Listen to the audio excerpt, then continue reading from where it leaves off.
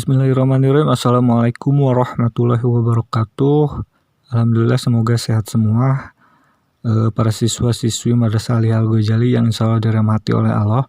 Langsung saja kita ke pembahasan mengenai rotasi dan revolusi bumi serta akibat yang ditimbulkan dari rotasi dan revolusi bumi tersebut. Rotasi dan revolusi bumi. Bumi mengalami dua gerakan yaitu rotasi dan revolusi. Rotasi bumi adalah gerakan bumi berputar pada porosnya. Waktu yang dibutuhkan bumi untuk berputar pada porosnya disebut skala rotasi bumi. Skala rotasi bumi ini yaitu selama 23 jam, 56 menit, 4 detik. Atau bisa dibulatkan menjadi 24 jam. Beberapa akibat rotasi bumi antara lain sebagai berikut. Satu, terjadinya siang dan malam. Bagian bumi yang menghadap matahari akan mengalami siang hari. Bagian bumi yang membelakangi matahari tentunya mengalami malam hari. Adanya perbedaan waktu di berbagai daerah ini akibat dari rotasi bumi yang kedua. Di Indonesia terdiri dari 3 daerah waktu yaitu WIB, WITA, dan juga WIT, waktu Indonesia bagian timur.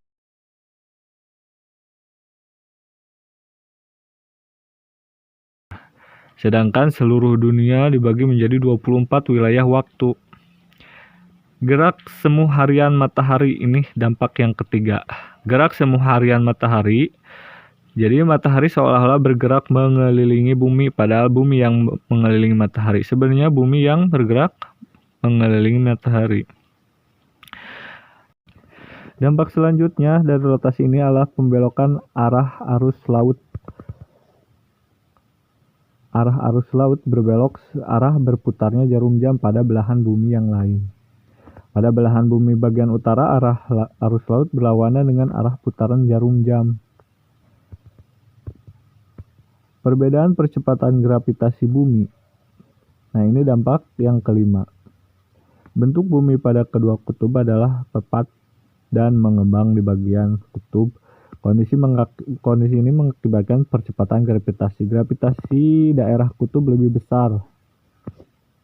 Revolusi bumi. Tadi rotasi bumi, sekarang revolusi bumi. Merupakan gerakan bumi mengelilingi matahari sesuai garis edarnya. Waktu yang dibutuhkan bumi untuk berotasi disebut skala rotasi bumi. Skala rotasi bumi ini adalah 365 seperempat hari. Biasanya dalam 1 tahun digenapkan menjadi 365 hari. Hasil pembulatan ini kemudian digenapkan menjadi 1 pada setiap tahun Kabisat. Tahun Kabisat, bulan Februari berjumlah 29 hari.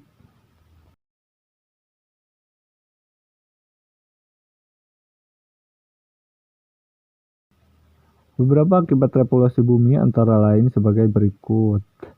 Yang pertama, adanya perbedaan lamanya waktu siang dan malam.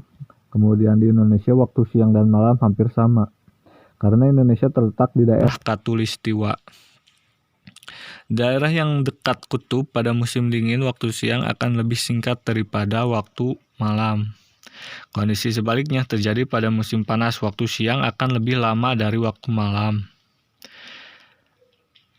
Adanya perubahan rasi bintang. Ini dampak yang selanjutnya. Rasi bintang di langit akan terlihat berbeda pada setiap bulannya akibat rotasi bumi.